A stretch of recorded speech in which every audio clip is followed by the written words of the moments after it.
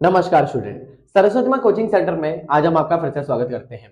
आज की क्लास में हम सेमेस्टर 5 की जो हमारी तीसरी पोल साइंस की बुक है अंतरराष्ट्रीय राजनीतिक अर्थव्यवस्था यानी इंटरनेशनल पॉलिटिकल इकोनॉमी, इसके बारे में मैं आपको बताऊंगा और इसके मोस्ट इंपोर्टेंट क्वेश्चन करवाने जा रहा हूं जो आपके एग्जाम में आने वाले हैं। और मैंने इससे पहले जो अपनी फिफ्थ सेमेस्टर की थर्ड सेमेस्टर की जो भी वीडियो बनाई है, आपको यकीन नहीं होता तो मैंने जस्ट एग्जाम के डेट से 3-4 दिन पहले अपलोड की थी। सारे के सारे क्वेश्चन सेम आए थे, कोई भी क्वेश्चन इधर उधर का नहीं था, सेम टू सेम पेपर आया हुआ है। और अगर आप यकीन नहीं मानोगे तो आप इस वीडियो को भी देख लेना, इसके एंड में भी जब आपका एग्जाम हो जाएगा उसके बाद आपको पता चल जाएगा कि ये वीडियोस में जो क्वेश्चन आंसर है वो तुम्हारे एग्जाम में आते हैं या नहीं आते हैं। तो इसीलिए मोस्ट इंपोर्टेंट क्वेश्चन की वीडियो होने वाली है। मात्र 1 घंटे से भी कम समय में मैं आपके पूरे साल का सिलेबस करवाने जा रहा हूं। ज्यादा समय ना व्यर्थ करते हुए क्या करते हैं, शुरू करते हैं। ये आपका कुछ सिलेबस है, इसके बारे में ध्यान से देख लेना। इस सिलेबस को तो आप पूरा कवर नहीं कर पाओगे, लेकिन इससे रिलेटेड मोस्ट इंपोर्टेंट क्वेश्चन को मैं क्या करवाऊंगा, कवर करवाऊंगा। और विश्लेषण कीजिए कि अंतरराष्ट्रीय राजनीतिक अर्थव्यवस्था ने अंतरराष्ट्रीय व्यापार में किस प्रकार की भूमिका निभाई है। मतलब अगर हम इंटरनेशनल पॉलिटिकल इकोनॉमी की बात करेंगे तो आज के टाइम पर राजनीतिक अर्थव्यवस्था में वैश्वीकरण से इसका क्या जुड़ाव है। तो इससे पिछली वाली जो मैंने आपको पोल साइंस के राजनीतिक विज्ञान की जो पुस्तक पढ़ाई थी उसमें ही मैंने आपको वैश्वीकरण के बारे में बताया था। वैश्वीकरण एक ऐसी प्रक्रिया होती है जिसमें एक देश दूसरे देश के साथ मिलकर व्यापार करता है, अपनी नीतियां चलाता है, अपने फैसले लेता है, अपने अन्य प्रकार के कार्यों को क्या करता है, पूरा करता है। तो इसीलिए आज की बुक में हम ये बात करेंगे कि वैश्वीकरण के कारण अंतरराष्ट्रीय राजनीतिक अर्थव्यवस्था क्या जरूरी है और इसको किस प्रकार महत्वता मिली है, किस प्रकार हमने व्यापार को क्या किया है, बढ़ाया है। तो एक एक करके इसके पॉइंट्स की बात करते हैं, ध्यान से सुनना। वैश्वीकरण के क्या प्रभाव पड़े हैं, सबसे पहले उसकी बात करेंगे।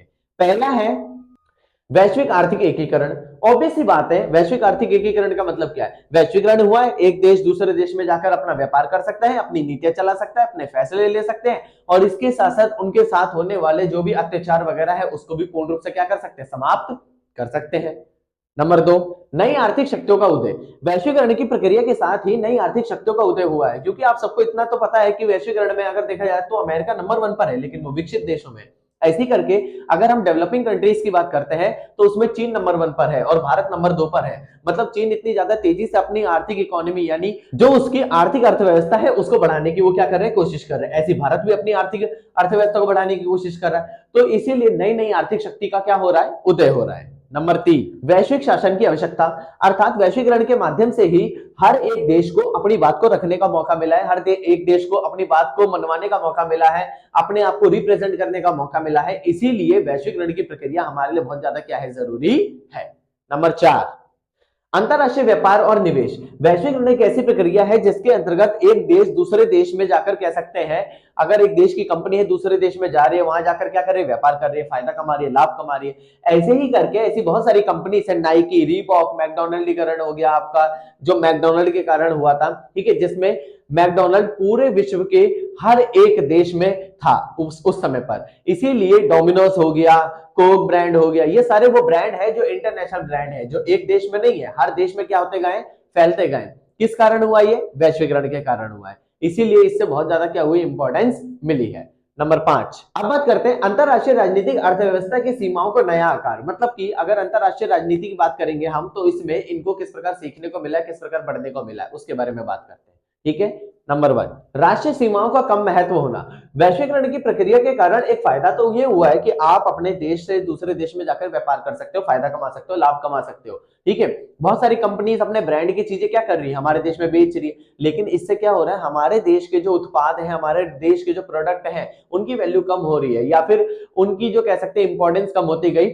और इस वजह से क्या हो रहा है कि अंतरराष्ट्रीय स्तर पर उन सारी चीजों का जो मूल्य है वो बढ़ता जा रहा है। ठीक है, लेकिन हमारे देश की जो चीजें हैं उसका कह सकते हैं उत्पाद का जो भी रेट है, मूल्य है, वो क्या होता जा रहा है, कम होता जा रहा है। क्यों, क्योंकि इंपॉर्टेंस कम हो रही है। अब आपने डिमांड और सप्लाई पढ़ा होगा, यानी इंटरनेशनल मार्केट में अगर रिबॉक नाइकी की बात करेंगे तो बहुत ज्यादा चलता है, प्यूमा, रिबॉक, नाइकी, ठीक है, एडिडास, ये सारी कंपनीज ऐसी है जो बहुत ज्यादा चलती है। हमारे देश की कंपनीज क्या है, इस वजह से क्या हो रही है, पीछे रह रही है। इसी वजह से साफ तौर पे ये बताया गया है कि अंतरराष्ट्रीय स्तर पर अगर देखा जाए तो भारतीय सीमाओं को कम महत्व मिला, मतलब कि भारत के जितने व्यापारी हैं उनको यहाँ पर कम मिला है मौका। ठीक है। नंबर 2, नई प्रौद्योगिकी का विकास, ये तो देखो फायदा हुआ है, सीधी सी बात है, हमें नई नई टेक्नोलॉजी का इस्तेमाल करने को मिला है, यानी वैश्वीकरण के कारण ही हमें नई नई तकनीक को इस्तेमाल करने का मौका मिला है। उदाहरण के लिए अगर एप्पल ब्रांड अपना एक नया आईफोन, नई वॉच या फिर नया कोई प्रोडक्ट लॉन्च करता है तो दुनिया के हर एक देश में पहुंचता है। इसका मतलब एक देश में अगर कोई नई चीज की शुरुआत हो रही है तो वो विश्व के हर एक देश में क्या हो सकती है, पहुंच सकती है। तो इसीलिए हमें नई नई टेक्नोलॉजी का क्या मिलता है, इस्तेमाल करने का मौका मिलता है। नंबर 3, नई चुनौतियां और अवसर। भाई सीधी सी बात है, अगर एक देश दूसरे देश में जाकर अपना व्यापार करेगा, अपना फायदा कमाएगा, तो दूसरे देश भी तो है, वो भी तो अपने आप को बचाने के लिए कोशिश करेगा। इसीलिए होता क्या है कि मार्केट में इस चीज को बहुत ज्यादा देखा जाता है कि अगर एक ब्रांड अपने जो कह सकते हैं अपने उत्पाद को यानी अपने प्रोडक्ट को बहुत कम कीमत पे बेचना शुरू कर रहा है तो दूसरे को भी उससे कम कीमत पर अच्छी क्वालिटी का बनाना पड़ता है ताकि मार्केट में उनके ब्रांड की भी वैल्यू बनी रहे। इसी वजह से क्या हो रहा है, उन्हें नई नई चुनौतियों का सामना करना पड़ता है और नए नए उनके सामने अवसर भी आते हैं, यानी फायदा भी होता है और कई सारे चैलेंजेस भी होते हैं। ये चीजें भी इसमें क्या की गई है, बताई गई है। बात करते हैं निष्कर्ष की। वैश्वीकरण की प्रक्रिया के अंतर्गत साफ तौर पे बताई गया कि हर व्यक्ति को अपनी चीजों को बढ़ाने का संपूर्ण मात्रा में क्या मिल रहा है, मौका मिल रहा है। ठीक है, क्वेश्चन खत्म, बहुत आसान था। क्वेश्चन नंबर 2 की तरफ चलते हैं। वैश्विक मामलों में अंतरराष्ट्रीय राजनीति को समझना क्यों महत्वपूर्ण है, यानी कि अगर विश्व स्तर पर देखा जाए तो अंतरराष्ट्रीय जो व्यापारिक संबंध है या व्यापारिक चीजें हैं उसको समझना इतना ज्यादा क्यों जरूरी है। क्योंकि आज के टाइम पर अगर देखा जाए तो अगर आप इंटरनेशनल लेवल के जो कह सकते हैं रूल्स है उनको फॉलो नहीं करोगे ना तो आप इंटरनेशनल मार्केट में क्या नहीं कर पाओगे, व्यापार नहीं कर पाओगे। तो इसीलिए बहुत ज्यादा हमें क्या होती है, दिक्कत होती है। तो उसके हमें क्या करने हैं, कुछ पॉइंट्स पढ़ने हैं, एक एक करके इसके बारे में बात करते हैं। इसके कुछ महत्व है, महत्व मतलब इसकी इंपॉर्टेंस क्या है, हम इसको क्यों जानना चाहते हैं, क्यों पढ़ना चाहते हैं। ठीक है, नंबर 1, वैश्विक आर्थिक नीतियों का निर्माण, अर्थात साफ तौर पर बताया गया कि वैश्विक स्तर पर जो नीतियां हैं उनका निर्माण किया जाता है, बहुत सारे फैसले ले जाते हैं, बहुत सारी चीजें की जाती है और इसी प्रकार अगर देखा जाए तो हर व्यक्ति अपनी चीजों को बेहतर करने की कोशिश कर रहा है और नए नए तरीके से अपने आप को विस्तारित करने का क्या करते हैं, लोग प्रयास करते हैं। नंबर 2, आर्थिक विकास और राजनीतिक स्थिरता। भाई सीधी सी बात है, आर्थिक विकास मतलब हर एक देश को अगर अपने आप को बढ़ाना है तो उसे आर्थिक रूप से कई फैसले लेने पड़ेंगे और फैसले कहां लिए जाते हैं, राजनीति में। तो राजनीति का जुड़ाव आर्थिक रूप से है, यानी आर्थिक विकास से है और आर्थिक विकास का जुड़ाव किससे, राजनीति से है। दोनों एक दूसरे के पूरक है और दोनों के बिना देश में कहीं भी अगर देखा जाए तो कोई भी फैसले अच्छे से लिए नहीं जा सकते। नंबर 3, वैश्विक व्यापार और राजनीति। अगर आप अपने उत्पाद को, अपने प्रोडक्ट को दूसरे देश में बेचना चाहते हो तो इंटरनेशनल लेवल पर जब आपके संबंध अच्छे होंगे तभी तो बेच पाओगे। इसीलिए राजनीति का होना बहुत ज्यादा जरूरी है। इसलिए वैश्विक व्यापार राजनीति से जुड़ा हुआ है, क्योंकि अगर राजनीति होगी तो वैश्विक व्यापार होगा और वैश्विक व्यापार अगर आप करना चाहते हो तो राजनीति का होना बहुत ज्यादा क्या है, जरूरी है। इसलिए दोनों एक दूसरे के क्या है, पूरक है। नंबर 4, वैश्विक आर्थिक संस्थाएं, अर्थात अगर हम बात करें तो जो आपका विश्व बैंक हो गया और अंतरराष्ट्रीय मुद्रा कोष होगा, ये दो ऐसी बड़ी बड़ी संस्थाएं हैं जो व्यापार को आगे बढ़ाने के लिए क्या करती है, मदद करती है, आपको आगे बढ़ाने का प्रयास करती है, चीजों को बेहतर करने का क्या करती है, प्रयास करती है। इसीलिए ये ऐसी अंतरराष्ट्रीय संस्थाएं हैं जिसको बहुत ज्यादा मात्रा में हम अगर देखें तो इनका महत्व बढ़ता जा रहा है और अंतरराष्ट्रीय स्तर पर इनके द्वारा सुझाए गए जो कह सकते हैं जो सॉल्यूशन होते हैं, सुझाव होते हैं, उसको बाकी देश मानने के लिए क्या होते हैं, मजबूर भी होते हैं कई बार और कई बार उन्हें ये चीज अच्छी भी लगती है। ठीक है, नेक्स्ट पॉइंट है आपका राजनीतिक निर्णय और आर्थिक परिणाम। कई बार हमें क्या करना पड़ता है, कई बार हमें किसी देश से ना ऐसे फैसले लेने पड़ते हैं जिससे हमें आर्थिक परिणाम, यानी कि मान के चलो अगर किसी देश से हमारा आर्थिक रूप में व्यापार बहुत ज्यादा अच्छा हो रहा है और उसने हमारे दुश्मन से क्या कर लिया, संबंध मिला लिया, तो हमें उस टाइम पर क्या करना पड़ेगा, अपने इस व्यापार को खत्म करना पड़ेगा। तो आर्थिक रूप से हमें नुकसान होगा, लेकिन कई बार इसी चीज के क्या होते हैं, फायदे भी होते हैं। तो दो देश का जब आपस में संबंध होता है तो इससे बहुत ज्यादा फायदे भी होते हैं और बहुत ज्यादा क्या होते हैं, नुकसान भी होते हैं। ये उस समय की सिचुएशन पर डिपेंड करता है। नंबर 6, वैश्विक आर्थिक सहयोग। हर एक देश दूसरे देश का सहयोग करने की कोशिश करते हैं, एक दूसरे की मदद करने की कोशिश करते हैं, एक दूसरे को बढ़ाने की कोशिश करते हैं ताकि चीजों को ज्यादा से ज्यादा मामले में क्या किया जाए, अच्छा किया जाए। नंबर 7, वैश्विक आर्थिक शासन, अर्थात साफ तौर पे बताया गया कि वैश्विक आर्थिक शासन की भी बहुत ज्यादा महत्वता होती है, यानी हर व्यक्ति अपने शासन को आर्थिक रूप से बेहतर करने की कोशिश करता है और अपने देश को अधिक से अधिक मात्रा में बढ़ाने का क्या करते हैं, प्रयास करते हैं। इन दोनों के बीच में ना कुछ संबंध है, उसके बारे में बात कर लेते हैं। ठीक है, तो एक एक करके बात करेंगे। इसका जो आपका नंबर 1 पॉइंट है उसके बारे में बात करते हैं, आर्थिक शक्ति और राजनीतिक प्रभाव। अर्थात अगर एक देश ने कोई फैसला लिया है ना तो उससे सारे के सारे देशों पर बहुत बड़ा इंपैक्ट पड़ता है। जैसे मैं आपको एक एग्जांपल देता हूं, मान के चलो अमेरिका का व्यापार सबसे ज्यादा मात्रा में हो रहा है और वो बहुत सारे देशों से क्या कर रहा है, अपने संबंध बना रहा है। ऐसी स्थिति में अगर देखा जाए तो अमेरिका अगर कोई ऐसा मुश्किल फैसला लेता है तो बाकी सारे देशों को भी उस चीज से क्या करना पड़ेगा, गुजरना पड़ेगा।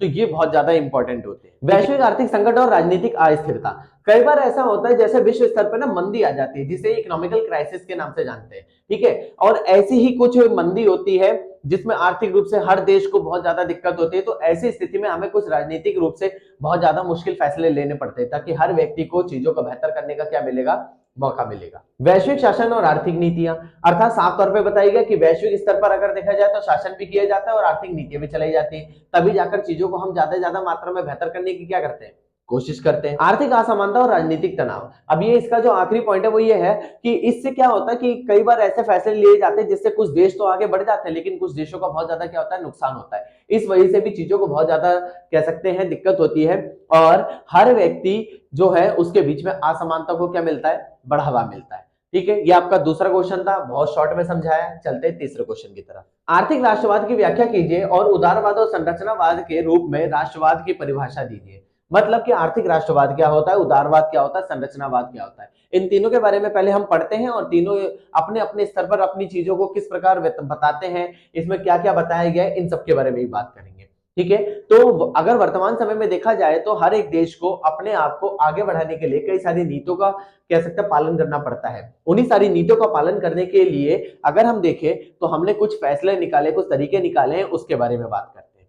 तो सबसे पहले हम बात करेंगे आर्थिक राष्ट्रवाद क्या होता है। आर्थिक राष्ट्रवाद एक ऐसी प्रक्रिया है जिसके अंतर्गत एक देश को केवल और केवल आर्थिक रूप में बेहतर करने का प्रयास किया जाता है। हर एक व्यक्ति अगर देखा जाए तो अपने आप को आर्थिक रूप में बेहतर करने की क्या करता है, कोशिश करता है। तो इसके कुछ पॉइंट्स हैं, उसके बारे में बात करते हैं। सबसे पहला, राष्ट्रीय सुरक्षा। कैसी भी स्थिति हो, हमें सिर्फ अपने राष्ट्र की सुरक्षा से मतलब है, हमें अपने राष्ट्र के फायदे से मतलब है, हमें अपने राष्ट्र की सुरक्षा करनी है। तो इसीलिए किसी भी स्तर पर अगर देखा जाए तो राष्ट्र की सुरक्षा सबसे बड़ा क्या होता है, मुद्दा होता है। नंबर 2, आर्थिक संरक्षणवाद। आर्थिक राष्ट्रवाद आर्थिक संरक्षणवाद की बहुत ज्यादा व्याख्या करता है। उदाहरण के लिए मान के चलो, अगर हम अपने देश के उत्पाद को ज्यादा ज्यादा मात्रा में बेचने की कोशिश करेंगे तो हमारे देश के व्यापारियों को आगे बढ़ने का मौका मिलेगा, और इससे क्या होगा, हमारी संस्कृति भी बची रहेगी, हमारे उत्पाद हमारे देश में बनेंगे और इसके साथ साथ बिकेंगे। इसीलिए अगर देखा जाए तो आर्थिक संरक्षणवाद यानी अर्थात हमारे देश की चीजों को आर्थिक रूप में बचाने का क्या किया जाता है, प्रयास किया जाता है। राष्ट्र हित, जो भी फैसला होगा राष्ट्र के हित के लिए लिया जाएगा, राष्ट्र के लिए लिया जाएगा, ताकि हर व्यक्ति को चीजों को बेहतर करने का क्या मिले, मौका मिले। अब बात करते हैं उदारवाद के बारे में। उदारवाद एक ऐसा राष्ट्रीय सिद्धांत है जिसके अंतर्गत एक देश दूसरे देश के साथ मिलकर व्यापार करने की क्या करता है, कोशिश करता है। इसके कुछ जो कह सकते हैं मुख्य बिंदु है, उसके बारे में पढ़ते हैं। नंबर 1, मुक्त बाजार। यह वह व्यवस्था होती है जिसके अंतर्गत एक देश दूसरे के साथ खुले स्तर पर क्या करता है, व्यापार करता है। तुम भी आओ व्यापार करो, हमें भी आके व्यापार करने का मौका दो, और दोनों ही देश अपने आप को कह सकते हैं व्यापारिक स्तर पर बेहतर करने की कोशिश करते हैं। नंबर 2, वैश्विक व्यापार। एक देश को दूसरे देश से व्यापार करने का मौका मिल रहा है, उनके संबंध अच्छे हो रहे हैं, उनको बेहतर होने का मौका मिलता है। इस वजह से चीजों को और ज्यादा अगर देखा जाए तो हम बेहतर करने की क्या करते हैं, कोशिश करते हैं। नंबर 3, आर्थिक स्वतंत्रता। हर एक देश को अपने स्तर पे अगर अपने उत्पाद को बेचने का संपूर्ण अवसर मिलेगा, आप दूसरे देश में भी जाके खुले में बेच सकते हो, कोई दिक्कत नहीं है, जितना मर्जी पैसा कमाना है। तो आर्थिक स्वतंत्रता मिल रही है, इसी से कह सकते हैं चीजों को और ज्यादा मात्रा में बेहतर करने का क्या मिलता है, मौका मिलता है। तो ये आपका क्या था, जिससे हम कहते हैं उदारवाद। अब बात करते हैं संरचनावाद क्या होता है, इसके बारे में। ठीक है, एक एक करके इसके भी पॉइंट समझते हैं। संरचनावाद एक ऐसी प्रक्रिया है जिसके अंतर्गत हम इस चीज को देखने का प्रयास करते हैं कि उस नीति का मूल महत्व क्या है, उसको समझने की कोशिश करते हैं, वो हमारे लिए क्यों जरूरी है। इन सभी चीजों के बारे में इसमें क्या किया गया है, बताया गया है। तो इसके पॉइंट समझते हैं। ठीक है, नंबर 1, संरचना का महत्व। अर्थात साफ तौर पे इसमें यह बताया गया कि संरचना के महत्व को ज्यादा मात्रा में जानने का प्रयास किया जाता है। उदाहरण के लिए मान के चलो, अगर हम कोई फैसला लेने जा रहे हैं तो उसके बारे में पहले हम बात तो करेंगे, हम समझेंगे। इसीलिए संरचनावाद के अंतर्गत उस नीति को बहुत ज्यादा गहराई से जाना जाता है, परखा जाता है, फिर जाकर उसे अप्लाई किया जाता है। नंबर 2, व्यक्तिगत स्वतंत्रता की सीमाएं। यानी अर्थात साफ तौर पे ये बताया गया है कि संरचनावाद के अंतर्गत हम उन नीतियों को इस तरीके से देखते हैं, इस तरीके से उसे कह सकते हैं बताते हैं, ताकि हर चीज को सीखने का और जानने का मौका मिले। कोई भी फैसला लिया जाएगा तो उससे बहुत ज्यादा चीजें होंगी। तो इसीलिए यहाँ पर साफ तौर पे इसी चीज को बताने का ये लोग क्या कर रहे हैं, प्रयास कर रहे हैं कि वो नीति जनता के लिए फायदेमंद है या नुकसानदायक है। अगर वो फायदेमंद होगी तो हमारे लिए बहुत जरूरी है, और नुकसानदायक होगी तो उस नीति को हम क्या नहीं करेंगे, उसे अपनाएंगे नहीं। सामाजिक और आर्थिक असमानता। अर्थात साफ तौर पे बताया गया कि सामाजिक और आर्थिक असमानता का मतलब क्या है, कि समाज में रहने वाले जितने भी लोग हैं उन्हें समाज में दूर किया जाता है, और इसके साथ साथ उनके बीच में आर्थिक असमानता फैलाई जाती है। जैसे मैं आपको एक एग्जांपल देता हूँ, जाति के आधार पे हो गया कई बार कह सकते हैं, या फिर व्यापारिक स्तर पर लोगों के साथ भेदभाव होता है। इस वजह से क्या होता है, उनको आर्थिक रूप में कह सकते हैं दिक्कतों का सामना करना पड़ता है। कुछ क्षेत्र तो आगे बढ़ जाते हैं और कुछ क्षेत्र हमेशा क्या रहते हैं, दबे रह जाते हैं। इस वजह से भी बहुत ज्यादा क्या बनी होती है, दिक्कत बनी होती है। संरचनात्मक परिवर्तन अर्थात इसके अंतर्गत ये भी चीज देखी जाती है कि उन नीतियों को किस प्रकार जनता के हित में लाया जाए। अगर वो नीति जनता के हित में होगी तो उससे बहुत ज्यादा फायदा होगा। इसी वजह से चीजों को अधिक से अधिक मात्रा में समझने की कोशिश की जाती है और जो भी फैसला होता है वो जनता के भले के लिए लिया जाता है। ठीक है, अब चलते हैं अगले पॉइंट की तरफ। व्यवस्थागत दृष्टिकोण अर्थात इसमें साफ तौर पर बताया गया कि एक अगर हम कोई फैसला लेते हैं तो उससे दूसरे पे बहुत ज्यादा इंपैक्ट पड़ता है। तो इसीलिए चीजों को बेहतर करने के लिए हम नई नई तकनीक और नई नई चीजों का इस्तेमाल करते हैं ताकि चीजों को अधिक से अधिक मात्रा में बढ़ावा दिया जा सके। अब बात करते हैं वैश्विक अर्थव्यवस्था पर राष्ट्रवाद के कुछ आर्थिक प्रभाव है, वो क्या है, तो उसके बारे में पढ़ेंगे। ठीक है, एक एक करके इसके भी पॉइंट समझते हैं।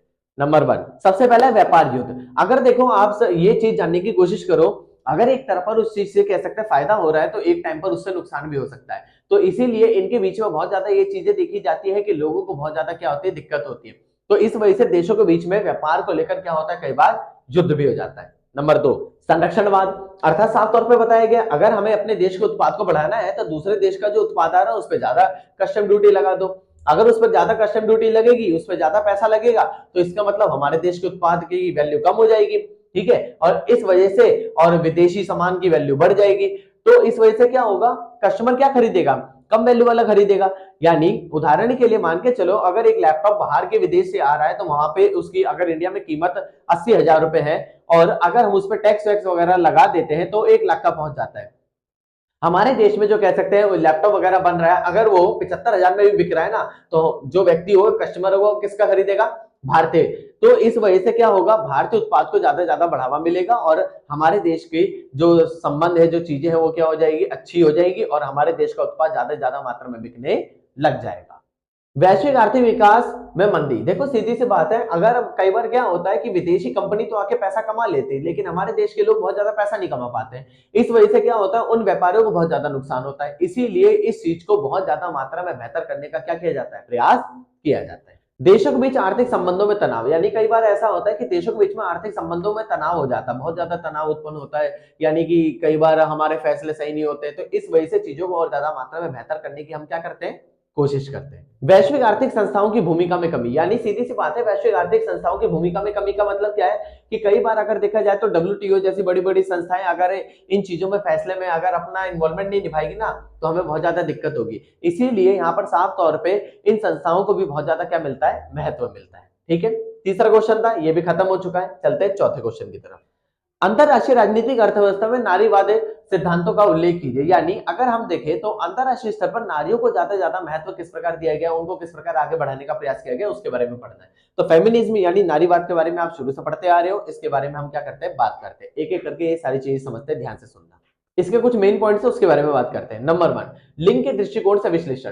प्राचीन काल से अगर देखा जाए तो महिलाओं को बहुत ज्यादा दबाया गया है, हर स्तर पर उन्हें आगे बढ़ने का अधिकार नहीं दिया गया। इस वजह से बहुत ज्यादा दिक्कत बनी हुई है और इन्हीं चीजों को बेहतर करने के लिए हम बहुत ज्यादा क्या करते हैं, प्रयास करते हैं। इसीलिए अगर आपको चीजों को अधिक से अधिक मात्रा में बेहतर करना है तो आपको कई सारे क्या करने पड़ेंगे, फैसले लेने पड़ेंगे। तो उसी के बारे में हमें क्या करना है, पढ़ना है। ठीक है, नंबर 2, महिलाओं के अनुभवों को केंद्र में रखना। यानी सीधी सी बात है, महिलाओं का जो अनुभव है वो हमारे लिए बहुत ज्यादा जरूरी है, क्योंकि अगर हम कोई भी फैसला लेते हैं तो उसमें महिलाओं का योगदान भी बहुत ज्यादा होता है। इसीलिए महिलाओं के अगर अनुभव को हम बहुत ज्यादा महत्व देंगे, इंपॉर्टेंस देंगे, तो चीजों को अधिक से अधिक मात्रा में बेहतर करने का क्या मिलेगा, मौका मिलेगा।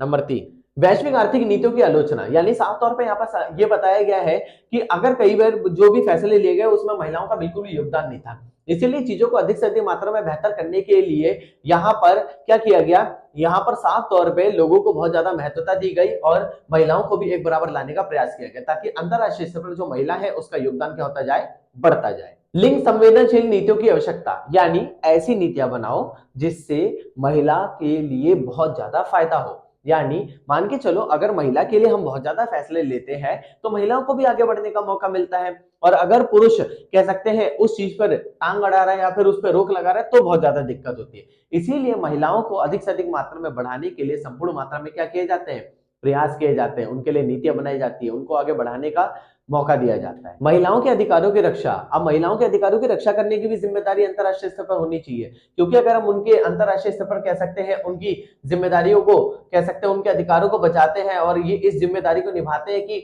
महिलाओं के अधिकार उनके लिए बहुत ज्यादा जरूरी है, तो भी चीजों को बेहतर करने का क्या मिलता है, हमें मौका मिलता है। वैश्विक आर्थिक न्याय, अगर कोई महिला ऐसी है जो भारत में कह सकते हैं व्यापार करती है और व्यापार करने के साथ उसके साथ किसी प्रकार का अन्याय होता है और अन्याय में उस देश में अगर देखा जाए तो उसे न्याय नहीं मिलता, तो अंतरराष्ट्रीय स्तर पर जाकर मांग कर सकती है। तो अंतरराष्ट्रीय स्तर पर उसे आर्थिक रूप से आगे बढ़ने का और उसके अधिकारों का कह सकते हैं जो भी उल्लंघन हो रहा है उसको रोकने का क्या किया जाएगा, प्रयास किया जाएगा।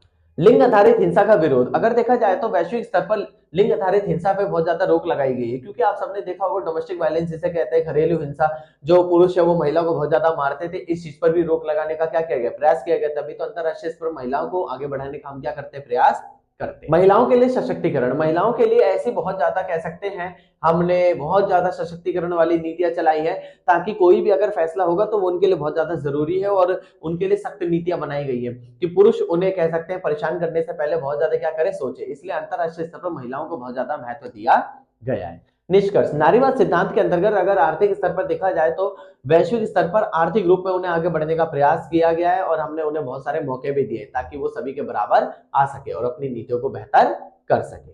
क्वेश्चन खत्म, चलते क्वेश्चन नंबर 5 की तरफ। अंतरराष्ट्रीय व्यापार के मुख्य घटकों का वर्णन कीजिए, यानी अंतरराष्ट्रीय व्यापार क्या होता है, इसके मुख्य घटक क्या होते हैं, उसके बारे में बात करते हैं। अंतरराष्ट्रीय व्यापार वह व्यापार होता है जिसमें कोई देश एक दूसरे देश से क्या करता है, व्यापार करता है, यानी एक देश से नहीं, दूसरे देश से नहीं, हम कितने भी सारे देशों से व्यापार कर सकते हैं, उसे अंतरराष्ट्रीय व्यापार करते हैं। इसके कुछ मुख्य घटक है, उसके बारे में बात करते हैं। नंबर 1 है आयात। आयात मतलब होता है इंपोर्ट, आदान करना, यानी यह वह प्रक्रिया होती है जिसके अंतर्गत किसी देश से हम कोई सामान या फिर कोई भी चीज हम मंगवाते हैं तो उसे आयात कहा जाता है, और जितनी ज्यादा मात्रा में हमारे देश में मांग होती है उतनी ज्यादा मात्रा में हम वहां से क्या करते हैं, आयात करते हैं। ठीक है। नंबर 2 निर्यात। निर्यात वह प्रक्रिया होती है जिसे एक्सपोर्ट के नाम से जाना जाता है, प्रदान के नाम से जाना जाता है। इस प्रक्रिया के अंतर्गत जो भी फैसले लिए जाते हैं उसमें हम क्या करते हैं, अपने उत्पाद को अधिक से अधिक मात्रा में दूसरे देश में बेचने की कोशिश करते हैं, यानी अब दूसरे देश में जो डिमांड है उस उत्पाद को हम क्या करेंगे, वहां पर भेजने की कोशिश करेंगे। हम यहाँ से सप्लाई देंगे, वहां पर क्या होगी, उस डिमांड की क्या हो जाएगी, उस डिमांड की जो कह सकते हैं मांग है उसको हम क्या कर देंगे, उसकी सप्लाई पूरी हो जाएगी। ठीक है, तो ये दो पहलू थे। नंबर 3 व्यापार संतुलन। कई बार ऐसा होता है कि एक देश को बहुत ज्यादा फायदा होता है तो एक देश को कई बार नुकसान भी होता है। देखो व्यापार का तो नियम है जो कह सकते हैं लाभ और हानि चलती रहती है। अगर आप व्यापार करते हो तो उसमें आपको लाभ भी हो सकता है और कई बार हानि भी हो सकती है। तो इसलिए व्यापार लाभ जिससे बहुत ज्यादा फायदा होता है और व्यापार घाटा मतलब जिससे बहुत ज्यादा क्या होता है, नुकसान होता है। नंबर 4 व्यापार नीति। कई बार ऐसा होता है कि एक देश अपने फायदे के लिए तो अपनी जो नीतियां बनाता है ना दूसरे देश के साथ, वो तो ज्यादा फायदेमंद होती है, लेकिन कई बार इसका बहुत ज्यादा नुकसान भी होता है, क्योंकि जो नीति उस देश के लिए फायदेमंद है जरूरी नहीं है कि वो हमारे लिए भी फायदेमंद हो। इसीलिए हम जो भी नीति बनाते हैं वो सभी देशों के लिए फायदेमंद होनी चाहिए ताकि हर देश को व्यापार करने में क्या हो, उसे दिक्कत ना हो।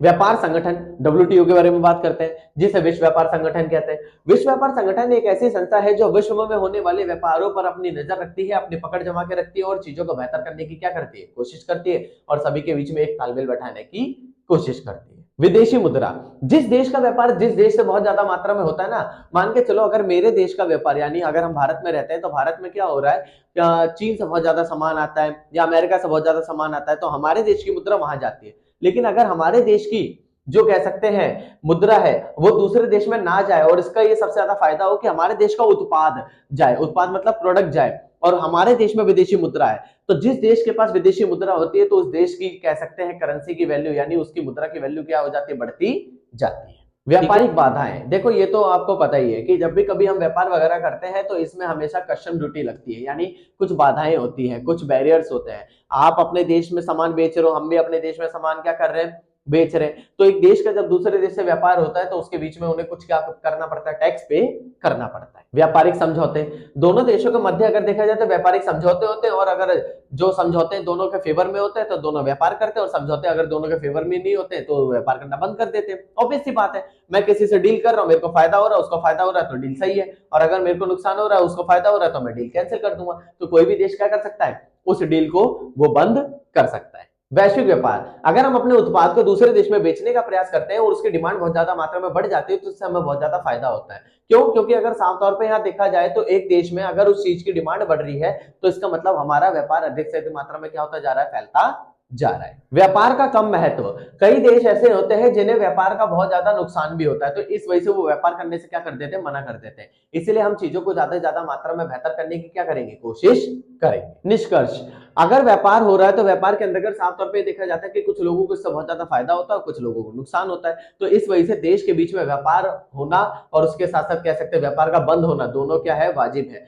यानी दोनों ही चीज सही है। तो कई बार फायदा होता है तो व्यापार चलता रहता है और नुकसान होता है तो व्यापार क्या हो जाता है, बंद हो जाता है। क्वेश्चन खत्म। क्वेश्चन नंबर 6 की तरफ चलते हैं। ब्रेटन वुड्स प्रणाली और ब्रेटन वुड्स सम्मेलन से जो जो संस्थाएं निर्मित हुई थी उनके बारे में बात करनी है। तो ये है क्या, इसके बारे में बात करते हैं। ठीक है, ध्यान से सुनना, ये बहुत ज्यादा क्वेश्चन आता है। ब्रेटन वुड्स सम्मेलन 1944 में आयोजित किया गया था। इसके अंतर्गत कुछ ऐसे फैसले लिए गए थे जिससे आर्थिक स्तर पर किसी भी देश को आगे बढ़ाने का प्रयास किया जाए और व्यापार को अधिक से अधिक मात्रा में बेहतर करने का प्रयास किया जाए। तो इसी के बारे में हमारा ये पूरा क्वेश्चन है, उसके हम क्या करते हैं, एक एक करके कुछ पॉइंट्स पढ़ते हैं। ब्रेटन वुड्स प्रणाली का मुख्य उद्देश्य क्या है? भाई सीधी सी बात है, इस प्रणाली का मुख्य उद्देश्य ये था, एक देश अपने व्यापार को अधिक से अधिक मात्रा में अंतरराष्ट्रीय स्तर पर ला सके, यानी एक देश अपने उत्पाद को, अपनी चीजों को बहुत ज्यादा मात्रा में बेच सके और अपने आप को, अपनी चीजों को बहुत ज्यादा बेहतर कर सके। नंबर 2, आईएमएफ और विश्व बैंक की भूमिका, अर्थात साफ तौर पर बताया गया, अगर किसी देश को व्यापार करना होता है तो वो विश्व बैंक से क्या कर सकता है, लोन ले सकता है, या आईएमएफ से भी लोन ले सकता है, इंटरनेशनल मॉनेटरी फंड जिसे कहते हैं, अंतरराष्ट्रीय मुद्रा कोष। तो ये दो ऐसी बड़ी संस्थाएं हैं जो कह सकते हैं व्यापार करने में हमारी मदद करती है और हमारे व्यापार को अधिक से अधिक मात्रा में बढ़ाने का क्या करती है, प्रयास करती है। नंबर 3, ब्रेटन वुड्स प्रणाली का महत्व, अर्थात साफ तौर पर बताया गया कि ये ऐसे फैसले बनाते हैं जिससे व्यापार को अधिक से अधिक मात्रा में बढ़ाया जा सके। अगर मान के चलो उस व्यापार को अधिक से अधिक मात्रा में बढ़ाया नहीं जाएगा तो उसका फायदा क्या है। इस वजह से इसका महत्व यही था कि हम अधिक से अधिक मात्रा में व्यापार को क्या करते जाए, बढ़ाते जाए, ताकि चीजों को अधिक से अधिक मात्रा में बेहतर करने का क्या मिले, मौका मिले। ब्रेटन वुड्स प्रणाली का लाभ, यानी सीधी सी बात है, इस प्रणाली के तहत अगर देखा जाए तो एक देश का दूसरे देश से व्यापार होता था और कई बार कह सकते हैं एक देश की आर्थिक स्थिति जब कमजोर होती थी उसे बेहतर करने का क्या मिलता था, मौका मिलता था। इसीलिए चीजों को अधिक से अधिक मात्रा में बेहतर करने का क्या मिलता है, संपूर्ण अवसर मिल जाता है और देश के जो कह सकते हैं खराब स्थिति में भी हम क्या कर पाते हैं, उससे लाभ कमा पाते हैं।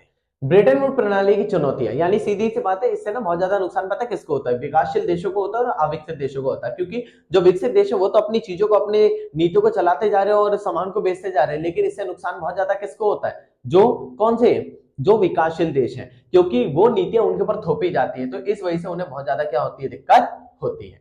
ब्रेटन वुड्स प्रणाली का भविष्य, अब अगर ये नीतियां ऐसी ऐसी ज्यादा मात्रा में अगर देश के लिए ली जाएगी, फैसला किया जाएगा, तो इससे बहुत ज्यादा फायदा होगा। तो इसीलिए इस नीति को आगे बढ़ाया जा सकता है। लेकिन अगर वो कह सकते हैं लोगों के लिए फायदेमंद नहीं होती तो उस नीति को पूरी तरीके से क्या कर दिया जाता है, बंद कर दिया जाता है। ब्रेटन वुड्स प्रणाली की विशेषताएं, अर्थात साफ तौर पर बताया गया कि इसकी विशेषता यह है कि इससे कुछ देशों को आर्थिक रूप में आगे बढ़ने का मौका मिलता है, अपनी चीजों को बेहतर करने का मौका मिलता है। और कुछ देश ऐसे होते हैं जो कह सकते हैं अंतरराष्ट्रीय मुद्रा कोष और विश्व व्यापार जैसे संगठन पे क्या रहते हैं, डिपेंड रहते हैं। इसीलिए उन चीजों को बेहतर करने का हमें क्या मिल रहा है, मौका मिल रहा है। ब्रेटन वुड्स प्रणाली का महत्व आज के समय में, आज के टाइम पर इसका बहुत ज्यादा महत्व है भाई। एक देश है, उस देश में अगर कह सकते हैं आर्थिक रूप से वो कमजोर है तो उसको आगे बढ़ने का मौका मिल रहा है, हर चीजों को बेहतर करने का मौका मिल रहा है। इसीलिए हम अधिक से अधिक मात्रा में चीजों को बेहतर करने का क्या करते हैं, प्रयास करते हैं। ठीक है, ये सब चीजें इसमें बताई गई है। निष्कर्ष क्या बताओगे, किसी एक देश को अगर आर्थिक रूप में बेहतर करना है तो वो इन नीतियों को इस्तेमाल कर सकता है और अपनी चीजों को बेहतर कर सकता है। ठीक है, खत्म हो गया क्वेश्चन, अगले क्वेश्चन की तरफ चलते हैं। वैश्विक राजनीति में बहुराष्ट्रीय कंपनियों का उदय, यानी देखो पूरी की पूरी जो बुक है उसमें हमने यही पढ़ा है, अंतरराष्ट्रीय व्यापार क्या होता है, वैश्वीकरण क्या होता है, बहुराष्ट्रीय कंपनियां क्या होती है। तो चलो अब वैश्वीकरण के बारे में हमने बात कर ली, लेकिन अब हम बात करते हैं बहुराष्ट्रीय कंपनी।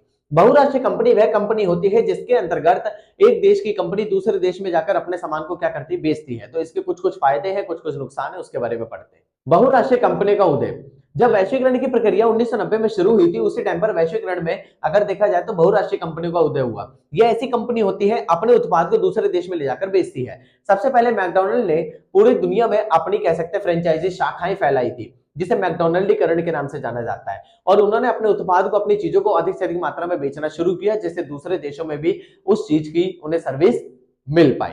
बहुराष्ट्रीय कंपनियों का वैश्विक राजनीति में प्रभाव, ये ऐसी कंपनी थी जिन्होंने शुरू में इतना ज्यादा लाभ कमाया, इतना ज्यादा लाभ कमाया कि मतलब हर स्तर पर देखा जाए तो हर देश में इनकी फ्रेंचाइजीज बढ़ती गई, बहुत ज्यादा फायदा हुआ। और इससे क्या हुआ कि एक देश का उत्पाद दूसरे देश में अधिक से अधिक मात्रा में बिकना क्या हो गया, शुरू हो गया। नंबर 3, बहुराष्ट्रीय कंपनी और सरकारों के बीच संबंध। एक देश में अगर आप अपने उत्पाद को बेच रहे हो तो अच्छी चीज है, लेकिन दूसरे देश में अगर आप अपने उत्पाद को बेचना चाहते हो तो दूसरे देश की सरकार से आपको परमिशन लेनी पड़ती है। तो जब बहुराष्ट्रीय कंपनी के सरकार के साथ बहुत ज्यादा अच्छे रिलेशन होते हैं तो वो अपने देश में उनके उत्पाद को बेचने की अनुमति देते हैं। जितनी ज्यादा मात्रा में फायदा होता जाता है, इनके बीच में संबंध अच्छे होते जाते हैं। लेकिन जब संबंध इनके बीच में अच्छे नहीं होते तो इस वजह से बहुत ज्यादा क्या होती है, दिक्कत बनी रहती है। इसीलिए साफ तौर पर यहाँ पर यह बताया गया कि एक देश में अगर आपको अपना उत्पाद बेचना है तो वहां की राजनीति के जो सरकार में उस टाइम पर उपस्थित होंगे उनसे आपको परमिशन लेनी पड़ेगी और उनसे अपने संबंध अच्छे करने पड़ेंगे। बहुराष्ट्रीय कंपनियों का वैश्विक स्तर पर प्रभाव। अगर देखा जाए तो बहुराष्ट्रीय कंपनी जो है उसका वैश्विक स्तर पर बहुत ज्यादा प्रभाव पड़ा है। वो प्रभाव क्या पड़ा है उसके बारे में बताता हूँ। कई बार इन्होंने ऐसे फैसले लिए, कई बार ऐसी नीतियां चलाई हैं जिससे उन्हें बहुत ज्यादा फायदा भी होता है और कई बार इन्हें नुकसान भी होता है। क्योंकि वैश्विक स्तर पर अगर देखा जाए तो हम अगर विश्व स्तर पे देखें तो उसमें क्या होता है कि एक देश का तो फायदा हो रहा है, लेकिन उस देश के, जिस देश में ये कंपनी आई है उस देश के व्यापारियों का बहुत ज्यादा नुकसान होता है। तो इसीलिए इसके कुछ फायदे हैं तो इसके कुछ क्या है, नुकसान भी है। बहुराष्ट्रीय कंपनियां और श्रमिकों के अधिकार। कई बार ये कंपनी दूसरे देश में चली तो जाती है, अपना उत्पाद तो बेचती है, लेकिन सब कुछ करते हैं, लेकिन वहां के जो श्रमिक होते हैं उनको कह सकते हैं सुविधा देने से मना करती है या फिर उनको नहीं दे पाती है, तो ये बहुत ज्यादा नुकसान होता है। और इस वजह से क्या होता है कि उन श्रमिकों का शोषण होता है। इस वजह से इन कंपनियों पे कई बार क्या आते हैं, बैरियर्स भी आ जाते हैं, दिक्कतें भी आ जाती है। बहुराष्ट्रीय कंपनी की जिम्मेदारी। सीधी सी बात है, बहुराष्ट्रीय कंपनी की जिम्मेदारी क्या है, उन्हें अपने उत्पाद को अधिक से अधिक मात्रा में दूसरे देश में बेचना है। वो बेचते जाएंगे, चीजों को अच्छा करते जाएंगे तो फायदा होता जाएगा। लेकिन जितनी ज्यादा मात्रा में वो अपनी चीजों को बेचेंगे उससे देश का तो फायदा होता है, लेकिन वो अपने देश का भी फायदा करते हैं। कुछ गरीबों को बहुत ज्यादा इससे क्या होता है, नुकसान होता है, क्योंकि वो उन चीजों को खरीदने में असमर्थ होते हैं या फिर वो अपने सामान को बेचने में क्या हो जाते हैं, असमर्थ हो जाते हैं। बहुराष्ट्रीय कंपनी को कुछ लाभ है उसके बारे में बात कर लेते हैं। बहुराष्ट्रीय कंपनी से कई सारे लाभ होते हैं। नंबर 1, वैश्विक बाजार तक पहुंच। बहुराष्ट्रीय कंपनी है तो विश्व के हर बाजार में आप जाके सामान बेच सकते हो। ये उसका सबसे ज्यादा फायदा है कि एक प्रोडक्ट को दूसरे किसी भी देश में क्या कर सकते हो, बेच सकते हो। नंबर 2, कम उत्पादन लागत, यानी एक ऐसे देश में आप अपने प्रोडक्ट को बेच सकते हो जहां पर कह सकते हैं रॉ मटेरियल बहुत ज्यादा सस्ता मिल रहा है और आपका प्रोडक्ट अच्छे में बिकेगा, तो इससे क्या होता है, आपको बहुत ज्यादा फायदा होता है। नंबर 3, बढ़ती हुई दक्षता और उत्पादकता, यानी जितनी ज्यादा मात्रा में डिमांड बढ़ती जाएगी उतनी ज्यादा मात्रा में आप अपने सामान को बेचते जाओगे, इससे आपको बहुत ज्यादा फायदा होगा। मान के चलो अगर डोमिनोज की कंपनी क्या करती है, किसी ऐसे देश में अपनी फ्रेंचाइजीज खोलती है जहां पर पिज्जा नाम की कोई चीज ही नहीं है, तो वहां पर अगर लोगों को ये चीज पसंद आती है तो उसकी डिमांड बढ़ जाएगी और इससे बहुराष्ट्रीय कंपनी को बहुत ज्यादा क्या होगा, फायदा होगा। नए बाजारों और अवसर तक पहुंच, यानी सीधी सी बात है, अगर किसी देश में कहीं पर छोटा देश है और वहां पर अपने उत्पाद ही नहीं बिक पाते या फिर वहां बाजार वगैरह नहीं लगते, तो इसीलिए ये कंपनीज क्या करती है, अपनी चीजों को वहां ले जाकर बेचती है। तो वहां पर उन लोगों को नई नई चीजों को क्या करता है, इस्तेमाल करने का क्या मिल जाता है, मौका मिल जाता है। अब बहुराष्ट्रीय कंपनी की कुछ चुनौतियां उसके बारे में बात करते हैं। वैश्विक आर्थिक अस्थिरता। साफ तौर पर अगर देखा जाए तो कुछ देश तो आगे बढ़ जाते हैं, कुछ देशों का बहुत ज्यादा नुकसान होता है। इसीलिए ये देखा गया है कि कुछ देशों को बहुत ज्यादा फायदा हो रहा है तो कुछ को नुकसान हो रहा है। यही सबसे बड़ी क्या है, इसकी कमी है। आर्थिक असमानता सभी के बीच में क्या हो जाती है, फैल जाती है। सरकारी नियमन और नीतियां। कुछ ऐसे फैसले लिए जाते हैं जो सरकार की तरफ से होते हैं तो वो बहुत ज्यादा फायदेमंद भी होते हैं और बहुत ज्यादा नुकसानदायक भी होते हैं। तो इसीलिए कुछ नीतियां हमारे लिए फायदेमंद होती है, लेकिन अधिकतर नीतियां हमारे लिए क्या होती है, नुकसानदायक भी हो सकती है। सांस्कृतिक और भाषाई अंतर, यानी सीधी सी बात है, आप अपने उत्पाद को दूसरे देश में जाकर बेच रहे हो तो वहां पर आपकी संस्कृति का भी कह सकते हैं एक तरह से खात्मा हो सकता है। जैसे कि वेस्टर्न कल्चर की बात करते हैं, पाश्चात्य संस्कृति जो है वो इंडिया में इतनी ज्यादा मात्रा में फैलती जा रही है कि इंडिया की संस्कृति गायब होती जा रही है। तो इसीलिए इसका बहुत ज्यादा नुकसान भी होता है कि हमारे देश का उत्पाद बिकना बंद हो जाता है और दूसरे देश का उत्पाद अधिक से अधिक मात्रा में बिकने लगता है। निष्कर्ष क्या बताओगे कि वैश्विक स्तर पर अगर देखा जाए तो बहुराष्ट्रीय कंपनी का योगदान बहुत ज्यादा अच्छा भी और बहुत ज्यादा खराब भी है। तो इससे कुछ को फायदा होता है और कुछ को क्या होता है, नुकसान होता है।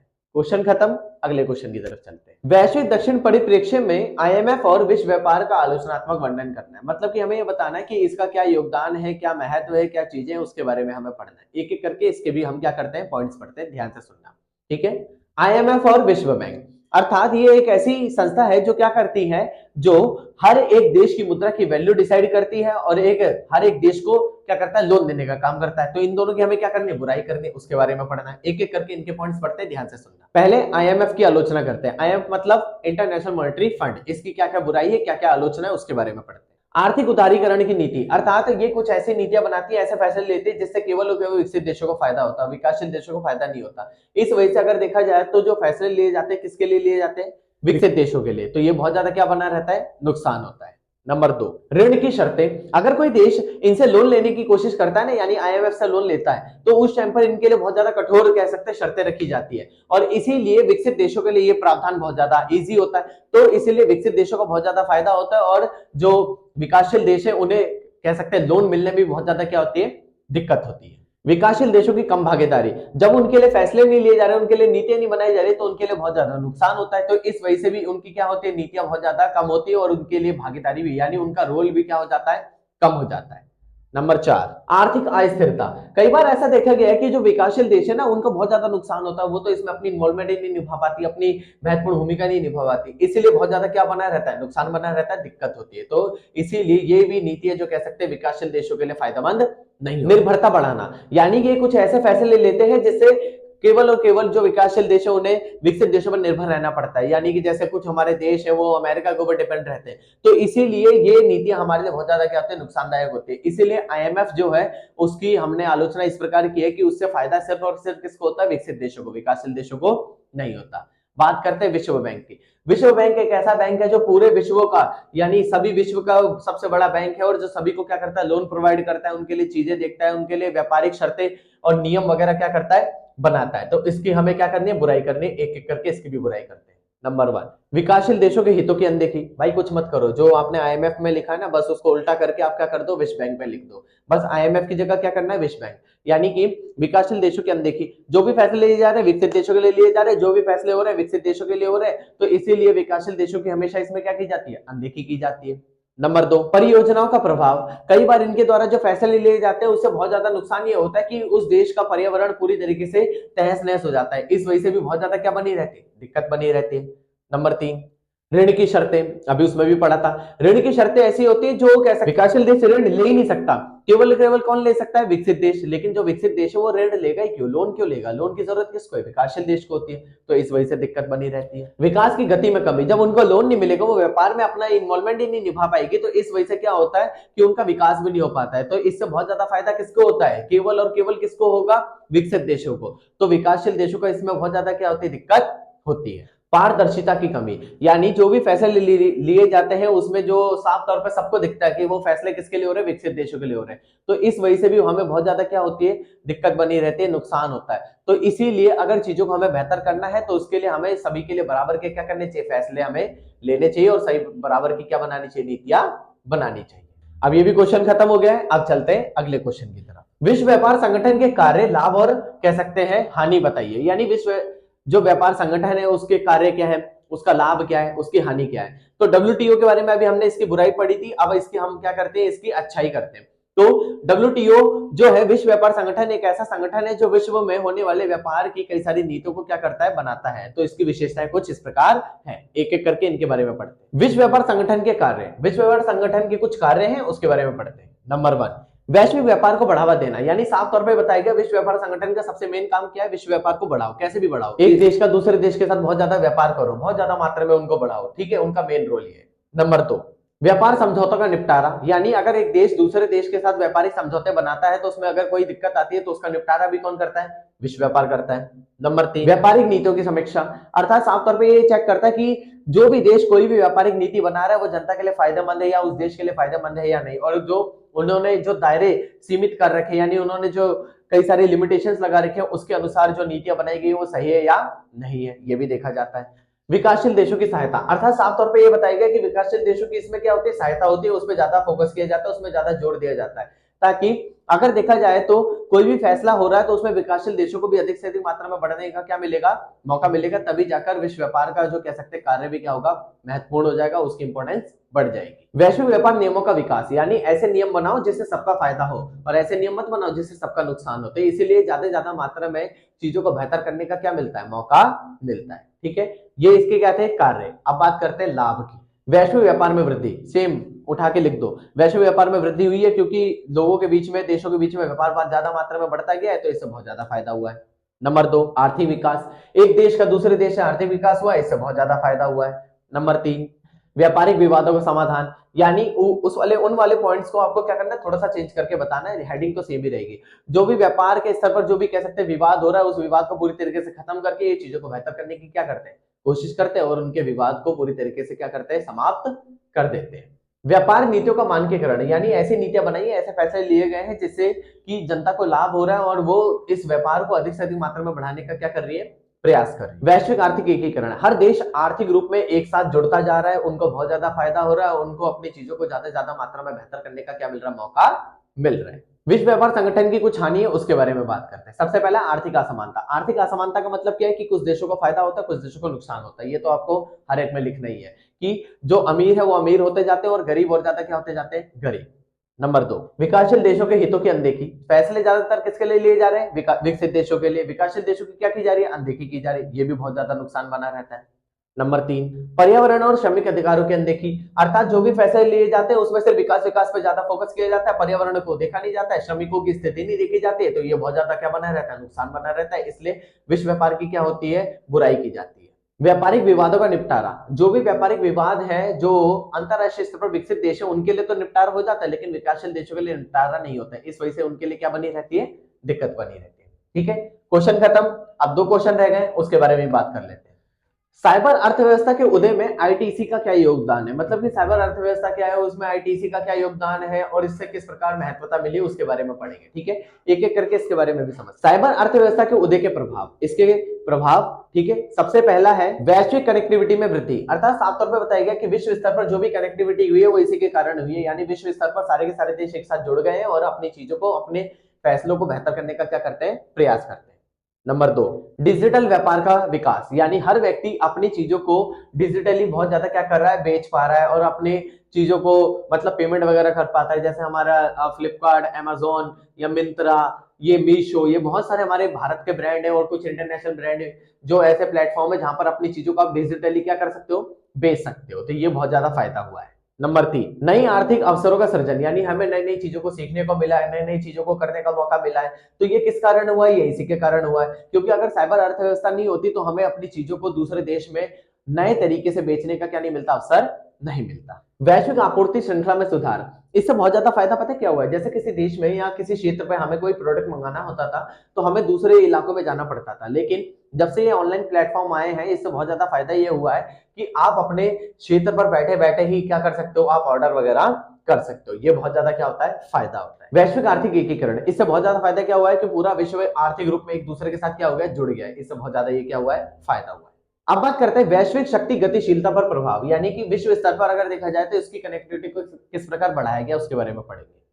नई शक्तियों का उदय, इसमें बहुत ज्यादा ये हुआ है कि नई शक्तियों का उदय हुआ है, हर एक देश को दूसरे देश के साथ संबंध बनाने का, अपनी चीजों को बेहतर करने का मौका मिला है और वो इसी प्रकार अपनी चीजों को अधिक से अधिक मात्रा में बेहतर कर पाते हैं। नंबर 2, वैश्विक आर्थिक शक्ति का पुनः संतुलन, यानी साफ तौर पे बताया गया कि उनके बीच में जो भी कह सकते हैं संबंध थे उनको बिगड़ने के पश्चात उनको सुधारने का प्रयास किया गया, उनकी चीजों को बेहतर करने का ये लोग क्या कर रहे हैं, प्रयास कर रहे हैं। इस वजह से भी बहुत ज्यादा क्या होता है, फायदा होता है। नंबर 3, वैश्विक नेतृत्व में बदलाव, अर्थात उन्होंने विश्व में नेतृत्व में बदलाव करने की कोशिश की, चीजों को बेहतर करने की कोशिश की, ताकि हम ज्यादा से ज्यादा मात्रा में चीजों को बेहतर करेंगे उतनी ज्यादा मात्रा में हमें और ज्यादा क्या होता जाएगा, फायदा होता जाएगा। नई चुनौतियां और अवसर, देखो व्यापार का तो नियम ही है, नई नई चुनौतियां आती है, उसमें हमें मौके भी मिलते हैं, कई बार फायदा होता है, कई बार नुकसान होता है, ये भी बहुत ज्यादा दिक्कत बनी रहती है। वैश्विक सहयोग की आवश्यकता, साइबर अर्थव्यवस्था में अगर देखा जाए तो वैश्विक सहयोग की आवश्यकता यही है कि आप एक दूसरे के साथ मिलजुल कर आगे बढ़ो, अपनी चीजों को बेहतर करो, अपने उत्पाद को बेचो, एक दूसरे के देश को बढ़ाने का क्या करो, प्रयास करो। अंतरराष्ट्रीय आर्थिक संबंधों पर इसका क्या प्रभाव पड़ा है उसके बारे में बात करते हैं। नंबर 1, वैश्विक व्यापार में वृद्धि, यानी विश्व का जो व्यापार है उसमें वृद्धि हुई है, बहुत ज्यादा फायदा हुआ है, लोगों को अपनी चीजों को बेहतर करने का मौका मिला है। नंबर 2, नए व्यापारिक अवसर, ये मैंने तुम्हें बता ही दिया है। नए व्यापारिक अवसर मतलब हर एक व्यक्ति को अपने नए नए तरीके से व्यापार करने का मौका मिलता है, अपनी चीजों को बेहतर करने का मौका मिल जाता है। नंबर 3, वैश्विक आपूर्ति श्रृंखला में सुधार, ये तो देखो सीधी सी बात है, ये बहुत ज्यादा फायदा यही हुआ है कि जिस देश में जिस क्षेत्र पर अगर हमें उत्पाद नहीं मिलता था वो अब हमें उत्पाद क्या होने लगा है, मिलने लगा है, इससे बहुत ज्यादा फायदा हुआ। आर्थिक सहयोग में वृद्धि, हर एक व्यक्ति को अपने आप को आर्थिक रूप में बेहतर करने का मौका मिलता है, अपनी चीजों को बेहतर करने का मौका मिल जाता है। ठीक है, और अपने आप को आर्थिक रूप में बेहतर करने का उन्हें मौका मिल रहा है। नई आर्थिक नीतियों की आवश्यकता, कई बार ऐसा होता है कि हम नई नई नीतियां तो बनाते हैं, वो हमारे लिए फायदेमंद भी होती है और कई बार क्या होता है, इससे बहुत ज्यादा नुकसान भी होता है। अब चलते हैं इस बुक के सबसे आखिरी क्वेश्चन की तरफ, ठीक है, जो भी आपके लिए बहुत ज्यादा इंपॉर्टेंट होने वाला है। एशियाई आर्थिक संकट पर एक टिप्पणी कीजिए, मतलब कि एशिया में जो आर्थिक संकट आया था उसमें हमें क्या करनी है, टिप्पणी करनी है, उसके बारे में बताना है। ठीक है, डीपली पढ़ते हैं इसके बारे में। एशियाई आर्थिक संकट 1997 में हुआ था जब थाईलैंड की मुद्रा धीरे धीरे करके गिरने लगी थी। इंडोनेशिया, मलेशिया, फिलीपींस, ये सारे के सारे देश जो थे यहाँ पर बहुत ज्यादा एक दिक्कत आई थी और इसीलिए एशिया के इन देशों के बीच में हमें ये देखना है कि किस प्रकार का ये संकट आया था, उसके बारे में पढ़ते हैं। एशियाई आर्थिक संकट के कुछ कारण थे, उसके बारे में पढ़ते हैं। अत्यधिक विदेशी ऋण, यानी इन देशों ने क्या किया, दूसरे देशों से बहुत ज्यादा ऋण ले रखा था, लोन ले रखा था, जिस वजह से वो चुका नहीं पाए, इस वजह से उन्हें आर्थिक संकट का सामना करना पड़ा। नंबर 2, मुद्रा की अस्थिरता। अब इससे क्या हुआ कि अमेरिका का जो डॉलर है वो एशिया के कुछ देशों के साथ जुड़ा हुआ था, तो इससे क्या हुआ कि अमेरिका के डॉलर की कीमत बढ़ी तो एशिया के कुछ देशों की कह सकते कीमत तो बढ़ी, लेकिन इसके साथ साथ इससे बहुत ज्यादा नुकसान ये हुआ कि कुछ देशों की बढ़ी और सभी की नहीं बढ़ी। इस वजह से एशिया में बहुत ज्यादा क्या आ गया, दिक्कत कह सकते आ गई और इस वजह से संकट भी क्या हो गया, बढ़ गया। नंबर 3, वित्त प्रणाली की कमजोरी। उन्होंने जो प्रणाली अपनाई वो उनके लिए फायदेमंद नहीं थी, इस वजह से बहुत ज्यादा नुकसान हुआ और इसीलिए बहुत ज्यादा क्या बनी हुई थी, इनके बीच में दिक्कत बनी हुई थी। निर्यात में कमी, जितनी ज्यादा मात्रा में निर्यात होता है उस निर्यात में कमी हो गई थी, इस वजह से बहुत ज्यादा दिक्कत बनी हुई थी, क्योंकि जितनी ज्यादा मात्रा में एक्सपोर्ट होता है तो देश की मुद्रा की वैल्यू बढ़ती जाती है, लेकिन यहाँ निर्यात में कमी हो गई इसलिए दिक्कत बनी हुई थी। राजनीतिक अस्थिरता, मतलब जितने भी देश है उनके बीच में राजनीतिक अस्थिरता बनी हुई थी, इसलिए भी बहुत ज्यादा दिक्कत बनी हुई। इनके बीच में पॉलिटिकल जो कह सकते हैं रिलेशन थे वो अच्छे नहीं थे, इसलिए बहुत ज्यादा दिक्कत थी। इसीलिए इनके बीच में चीजों को बेहतर करने का क्या किया जाता था, प्रयास किया जाता था। एशियाई आर्थिक संकट के प्रभाव, यानी एशिया के जो आर्थिक संकट थे इसके कुछ प्रभाव पड़े, उसके बारे में बात करते हैं। आर्थिक मंदी, इस पूरे के पूरे कह सकते हैं एशिया के ज्यादातर देशों में आर्थिक मंदी आ गई, इससे बहुत ज्यादा नुकसान बना। नंबर 2, बेरोजगारी में वृद्धि, यानी साफ तौर पर इन्होंने बेरोजगारी में वृद्धि की और उस चीज को बेहतर करने का इन्होंने क्या किया, प्रयास किया कि मतलब बेरोजगारी को किस प्रकार कम किया जाए और सभी के बीच में तालमेल को बढ़ाया जाए। गरीबी में वृद्धि, देशों में जो भी फैसले लिए जा रहे थे वो अमीरों के लिए हो रहे थे, इसलिए गरीबी में वृद्धि होती गई और इस वजह से संकट क्या होता गया, बढ़ता गया। वैश्विक अर्थव्यवस्था पर प्रभाव, इससे बहुत ज्यादा प्रभाव क्या पड़ा कि इन देशों से दूसरे देशों ने व्यापार करने में कह सकते हैं और कटौती कर दी, इस वजह से इनकी जो मुद्रा की वैल्यू थी और ज्यादा गिरती गई और इस वजह से इनका आर्थिक संकट क्या होता गया, बढ़ता गया।